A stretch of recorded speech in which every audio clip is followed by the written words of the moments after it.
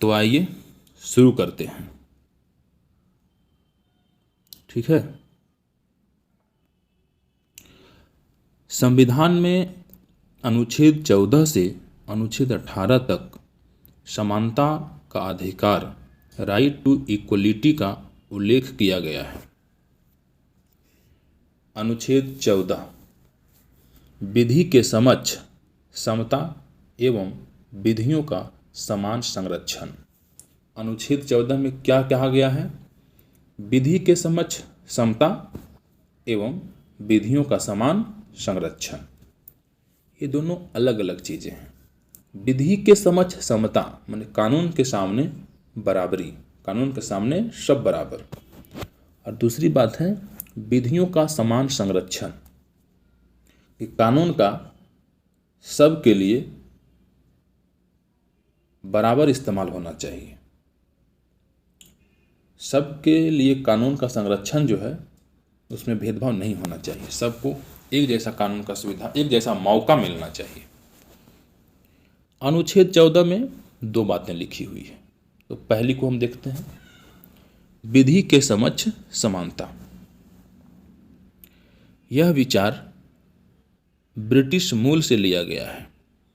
विधि के समक्ष समानता का मतलब किसी व्यक्ति के पक्ष में विशिष्ट विशेषाधिकारों की अनुपस्थिति, साधारण विधि के तहत सभी व्यक्तियों से समान व्यवहार करना, कोई भी व्यक्ति चाहे ऊंचा नीचा, अमीर गरीब कैसा भी हो, विधि से ऊपर कोई नहीं है। विधि का मतलब कानून, कानून से ऊपर कोई नहीं है। ये विचार नकारात्मक संदर्भ को प्रस्तुत करता है। क्यों? क्योंकि हर व्यक्ति विधि के समक्ष समान कैसे हो सकता है? उदाहरण के तौर पर हम देखें तो जैसे किसी सामान्य व्यक्ति और दिव्यांग व्यक्ति, मतलब विकलांग व्यक्ति, दिव्यांग व्यक्ति के साथ एक सामान्य व्यक्ति और एक नॉर्मल आदमी और एक विकलांग आदमी है। ठीक है। दोनों के साथ समान व्यवहार किया जाए और कहा जाए कि दोनों को कम से कम 1 किलोमीटर की दूरी तय करनी है, तो उस दिव्यांग से अच्छा प्रदर्शन तो वो सामान्य व्यक्ति करेगा। फिर यह विधि के समक्ष समानता कहाँ से हुई? ये तो भेदभाव हुआ उस दिव्यांग के साथ। इसलिए विधि के समक्ष समानता की बात नकारात्मक संदर्भ को प्रस्तुत करता है। और इसलिए इसी अनुच्छेद में दूसरी बात भी कही गई है, विधियों का समान संरक्षण। यह विचार अमेरिका से लिया गया है। इसका मतलब है कि विधि अलग अलग वर्गों के साथ अलग अलग व्यवहार कर सकती है, अर्थात राज्य सरकार भेदभाव कर सकती है। जैसे हम देख रहे हैं भारत में एसटी समुदाय जो है, भारत में एसटी के लिए अलग नियम है, एससी के लिए अलग नियम है, महिलाओं के लिए अलग नियम है, बच्चों के लिए अलग नियम। हमने इनके सबके अलग अलग नियम बनाए हैं, अलग अलग वर्ग बनाए हैं। यही है विधियों का समान संरक्षण। ठीक है। और ये जरूरी भी है। आप पढ़ रहे हैं समानता का अधिकार, राइट टू इक्वलिटी। अब अनुच्छेद 14 में कुछ अपवाद भी हैं। पहला देखते हैं क्या अपवाद है। अनुच्छेद 361 और 361 के क जो है वो अपवाद है। इसमें क्या कहा गया है? अनुच्छेद 361 में राष्ट्रपति और राज्यपाल को कुछ विशेषाधिकार दिए गए हैं, जैसे कि राष्ट्रपति और राज्यपाल के द्वारा किए गए निर्णयों या कार्यों के लिए देश का कोई भी न्यायालय जवाबदेह नहीं है। कोई भी न्यायालय उसमें हस्तक्षेप नहीं करेगा। राष्ट्रपति व राज्यपाल के खिलाफ उनके पद पर रहते हुए कोई भी कार्रवाई नहीं की जा सकती। गिरफ्तारी या कारावास नहीं दिया जा सकता जब तक वो पद पे हैं। तो ये एक अपवाद है। तो 2 अपवाद हो गए। एक में हो गया अनुच्छेद 361 और 361 का क। दूसरी का चर्चा करते हैं, क्या अपवाद है। दूसरा, अनुच्छेद 105 और 194 भी अपवाद हैं। इसके अनुसार संसद में या किसी विधान मंडल में उसके सदस्य द्वारा कही गई बात या दिए गए मत के संबंध में उसके विरुद्ध कोई कार्यवाही नहीं हो सकती। संसद या विधान मंडल में अगर यानी कि कोई सांसद, संसद में कौन होगा, संसद में लोकसभा राज्यसभा, और विधानमंडल में राज्यों के एमएलए।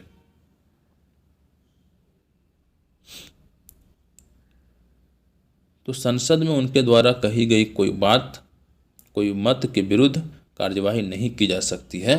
लेकिन अगर कोई आम आदमी इस तरह से बोले, कुछ भी नहीं बोल सकता है, अगर कुछ देश के खिलाफ बोले तो उसके विरुद्ध कार्रवाई की जा सकती है।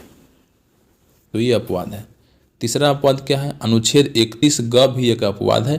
और अब अनुच्छेद 31 ग क्या है ये जानना परीक्षा के दृष्टिकोण से ज़्यादा जरूरी नहीं है, तो इसकी चर्चा हम नहीं करेंगे। अनुच्छेद 15, कुछ अधिकारों पर विभेद का प्रतिषेध। विभेद मतलब भेदभाव का प्रतिषेध। कुछ आधारों पर विभेद का प्रतिषेध। अनुच्छेद 15 की मुख्य बातें। राज्य किसी भी व्यक्ति के साथ केवल धर्म, मूल क्या है, राज्य किसी भी व्यक्ति के साथ केवल धर्म, मूल वंश, जाति, लिंग या जन्म के स्थान पर भेदभाव नहीं करेगा। दुकानों, सार्वजनिक भोजनालयों, होटलों और सार्वजनिक मनोरंजन के स्थानों में प्रवेश को नहीं रोकेगा। राज्य जनता के प्रयोग में लिए जाने वाले कुओं, तालाबों, स्नानघरों के लिए कोई शर्त नहीं रखेगा। इसके लिए कोई शर्त नहीं होगी। हम पढ़ रहे हैं समानता का अधिकार, राइट टू इक्वलिटी। अनुच्छेद 15 के कुछ अपवाद देखते हैं, क्या है। राज्यों को अनुमति है कि वह बच्चों या महिलाओं के लिए विशेष व्यवस्था करे। आप तो समझ ही गए होंगे। राज्यों को अनुमति है कि वह सामाजिक व शैक्षणिक रूप से पिछड़े व्यक्तियों को, अनुसूचित जाति व जनजाति के लिए विशेष उपबंध करे। शैक्षणिक संस्थानों में प्रवेश के लिए छूट दी जाए। जो समाज के पिछड़े हुए लोग हैं, जो पीछे रह गए, मुख्य धारा में अभी नहीं आ पाए हैं। अनुच्छेद 16, लोक नियोजन के विषय में अवसर की समानता। लोक नियोजन के विषय में अवसर की समानता, अनुच्छेद 16, इसे देखते हैं। अनुच्छेद 16 के तहत राज्य के अधीन किसी भी पद पर नियोजन या नियुक्ति के संबंधित विषयों में सभी नागरिकों के लिए अवसर की समानता होगी। नियोजन या नियुक्ति के संबंध में भेदभाव नहीं किया जाएगा, सबके लिए समान अवसर होंगे। अनुच्छेद 16 के अपवाद। संसद किसी विशेष रोजगार के लिए निवास व शर्तें आरोपित कर सकती है। राज्य नियुक्ति में आरक्षण की व्यवस्था कर सकती है। विधि के तहत किसी संस्था, परिषद या धार्मिक आधार पर व्यवस्था की जा सकती है। अनुच्छेद 16 के तहत मंडल आयोग का गठन किया गया था। मंडल आयोग के बारे में हम विस्तार से आगे पढ़ेंगे।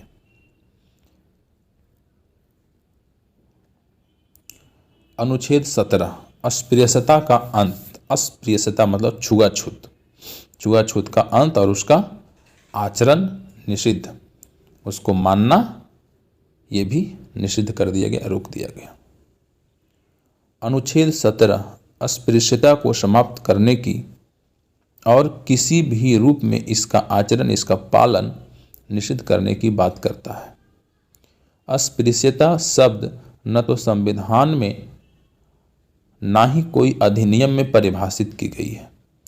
अस्पृश्यता जो शब्द है न संविधान में है और न ही किसी अधिनियम में इसको परिभाषित किया गया है कि अस्पृश्यता को, किस चीज़ को अस्पृश्यता माना जाएगा, लेकिन लोग समझते हैं तो इसे ज़्यादा परिभाषित करने की जरूरत नहीं थी। जन अधिकार सुरक्षा अधिनियम 1955 के अंतर्गत छुआछूत को दंडनीय अपराध माना है। इसके तहत 6 माह की कारावास व 500 रुपया जुर्माना दोनों का प्रावधान किया गया है। इसको भी हम आगे जो है विस्तार से पढ़ेंगे कि जन अधिकार सुरक्षा अधिनियम 1955 क्या है। ठीक है, इसके तहत क्या क्या प्रावधान किए गए हैं। छुआछूत अगर कोई व्यक्ति इसको बढ़ावा देता है तो उसके तहत कौन सी सजा का प्रावधान है। अनुच्छेद 18, अगला अनुच्छेद 18, सेना व शिक्षा के सिवाय सभी उपाधियों का अंत। सेना और शिक्षा के क्षेत्र को छोड़कर कोई भी व्यक्ति अपने मन से कोई उपाधि का धारण नहीं कर सकता। अनुच्छेद 18 उपाधियों के अंत की बात करता है। इसमें 4 प्रावधान किए गए हैं। पहला, राज्य, सेना या विद्या संबंधी सम्मान के सिवाय और कोई उपाधि प्राप्त नहीं करेगा। भारत का कोई नागरिक विदेश से कोई उपाधि प्राप्त नहीं करेगा। विदेशी राज्य के अधीन लाभ या विश्वास के किसी पद को धारण करते हुए कोई उपाधि को राष्ट्रपति के सहमति के बिना स्वीकार नहीं करेगा। विदेशी राज्य के अधीन लाभ या विश्वास के किसी पद को धारण करते हुए कोई उपाधि को राष्ट्रपति के सहमति के बिना स्वीकार नहीं करेगा। विदेशी राज्य के अधीन लाभ या विश्वास के किसी पद को धारण करते हुए कोई भेंट व उपलब्धि राष्ट्रपति के सहमति के बिना स्वीकार नहीं करेगा। इन प्रावधानों से यह स्पष्ट किया गया कि पहले के समय में दी जाने वाली उपाधियों का, जैसे राजा, महाराजा, राय बहादुर, साहब, दीवान बहादुर आदि को प्रतिबंधित कर दिया गया, खत्म कर दिया गया। अनुच्छेद 18 तो हो गया। एक देख लेते हैं थोड़ा आगे, थोड़ा सा और देखते हैं। मंडल आयोग क्या था। मंडल आयोग लोक नियोजन के विषय में अवसर की समानता, इसके लिए आया था मंडल आयोग। लोक नियोजन के विषय में अवसर की समानता, ऊपर भी देखे हैं हम लोग। अनुच्छेद 16 के तहत 1979 में मोरारजी देसाई की सरकार ने द्वितीय पिछड़ा वर्ग आयोग का गठन संसदीय सदस्य बीपी मंडल की अध्यक्षता में किया। आप पढ़ रहे हैं समानता का अधिकार, राइट टू इक्वलिटी। बीपी मंडल की अध्यक्षता में क्या किया गया था, मंडल आयोग का गठन किया गया था लोक नियोजन के विषय में अवसर की समानता के लिए। कौन कितना आगे है, कौन पिछड़ा हुआ है, ये सब बात जानने के लिए। तो देखिए इसका थोड़ा और देखते हैं आगे।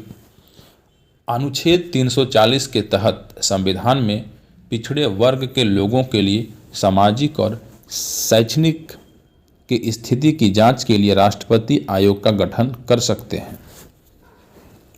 अनुच्छेद 340 के तहत संविधान में पिछड़े वर्ग के लोगों के लिए सामाजिक व शैक्षणिक स्थिति की जांच के लिए राष्ट्रपति जो हैं वो आयोग का गठन कर सकते हैं।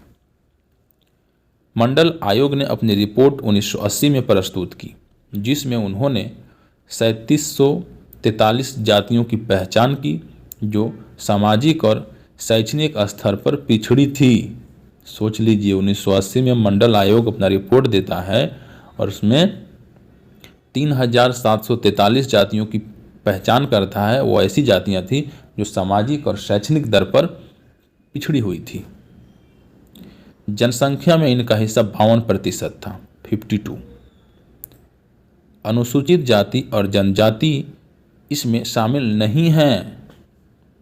अनुसूचित जाति और जनजाति जो है, अनुसूचित जाति और जनजाति इसमें शामिल नहीं है, उसके बावजूद भी इतना था। शॉकिंग। आयोग ने पिछड़े वर्ग के लोगों के लिए 27% आरक्षण की सिफारिश की। जब तक मंडल आयोग ने सिफारिश दी तब तक मोरारजी देसाई की सरकार जा चुकी थी और इंदिरा गांधी सरकार ने आयोग की सिफारिशों पर ध्यान नहीं दिया। 10 वर्ष पश्चात 1990 में बीपी सिंह की सरकार ने आयोग की सिफारिशों को ध्यान दिया और अन्य पिछड़े वर्ग के लोगों को 27% आरक्षण देने की घोषणा की। फिर 1992 में नरसिम्हा राव की सरकार ने 2 परिवर्तन किए। पहला परिवर्तन 27% में पिछड़े वर्ग के गरीब लोगों को प्रमुखता दी जाएगी। 27% में पिछड़े वर्ग के गरीब लोगों को प्रमुखता दी जाएगी। सब क्लियर हो जाएगा आगे पढ़ेंगे तो। और दूसरा परिवर्तन क्या होगा? 10% का अतिरिक्त आरक्षण आर्थिक रूप से पिछड़े हुए उच्च वर्ग के लोगों के लिए भी व्यवस्था की गई। 1992 में ये खेला हो गया। इन परिवर्तनों को न्यायालय में चुनौती दी गई। नवंबर 1992 में इंदिरा साहनी बनाम भारत सरकार मामले में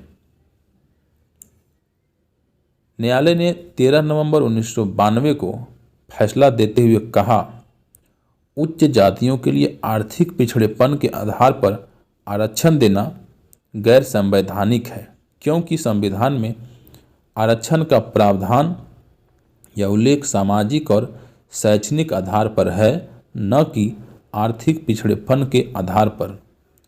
लेकिन कुछ शर्तों के आधार पर अन्य पिछड़ा वर्ग के लिए 27% आरक्षण की वैधता को बनाए रखा। लेकिन कुछ शर्तों के आधार पर अन्य पिछड़ा वर्ग के लिए 27% आरक्षण की वैधता को बनाए रखा। शर्तें। एक अन्य पिछड़ा वर्ग के क्रीमी लेयर से संबंधित लोगों के लिए आरक्षण नहीं होगा। एक अन्य पिछड़ा वर्ग के क्रीमी लेयर से संबंधित लोगों के लिए आरक्षण नहीं होगा। आइए जानते हैं क्या होता है क्रीमी लेयर। क्रीमी लेयर के तहत अन्य पिछड़ा वर्ग के लोग आरक्षण से बाहर हो जाते हैं।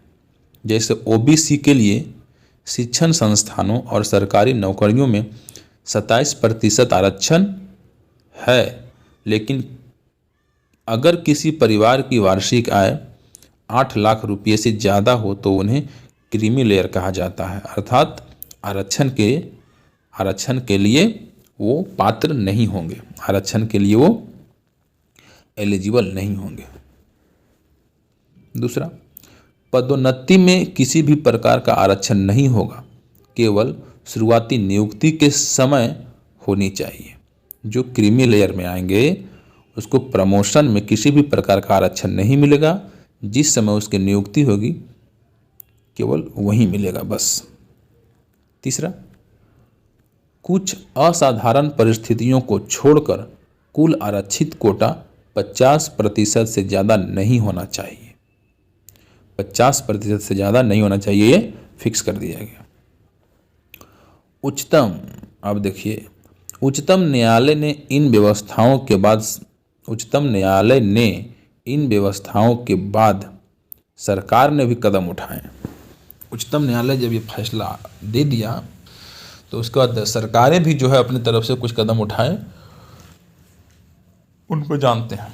पहला, अन्य पिछड़े वर्ग के लोगों के क्रीमी लेयर की पहचान के लिए रामानंद समिति का गठन किया गया, जिसने अपनी रिपोर्ट 1996 में दी, जिसको स्वीकार कर लिया गया। संसद के एक अधिनियम के द्वारा 1993 में पिछड़े वर्ग के लिए राष्ट्रीय आयोग का गठन किया गया। ठीक है, आगे देखते हैं। नागरिक अधिकार सुरक्षा अधिनियम 1955, मंडल आयोग और नागरिक अधिकार सुरक्षा अधिनियम 1955 दोनों ऊपर थोड़ा थोड़ा चर्चा किए थे। मंडल आयोग का तो पूरा विस्तृत हो गया। अब देखते हैं नागरिक अधिकार सुरक्षा अधिनियम 1955। 1955 में बना अस्पृश्यता अपराध अधिनियम को 1976 में संशोधन करके नया नाम नागरिक अधिकार सुरक्षा अधिनियम 1955 कर दिया गया। 1976 के संशोधन में इस अधिनियम में कई संशोधन करके इसमें कठोर उपबंध बनाए। इस अधिनियम के अंतर्गत छुआछूत को दंडनीय अपराध घोषित किया गया। इसके तहत 6 माह की कारावास व 500 रुपया जुर्माना अथवा दोनों का प्रावधान किया गया है। और जो व्यक्ति इसके तहत दोषी करार दिया जाएगा वो संसद व राज्य विधानमंडल के चुनाव के लिए अयोग्य करार दिया जाएगा। अरे बाप रे। इस अधिनियम में निम्नलिखित को अपराध माना है।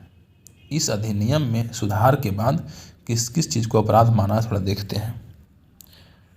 पहला, किसी व्यक्ति को सार्वजनिक पूजा स्थल में प्रवेश या पूजा करने से रोकना, यह माना जाएगा अपराध। किसी दुकान, होटल, अस्पतालों, शैक्षणिक संस्थानों में या सार्वजनिक मनोरंजन स्थल में प्रवेश से रोकना माना जाएगा अपराध। अस्पृश्यता के आधार पर किसी जाति के किसी व्यक्ति की बेइज्जती करना अपराध माना जाएगा। प्रत्यक्ष या अप्रत्यक्ष रूप से अस्पृश्यता को मानना, छुआछूत को मानना, या तो आप डायरेक्ट माने या तो आप इनडायरेक्ट माने, दोनों स्थिति में आप जो हैं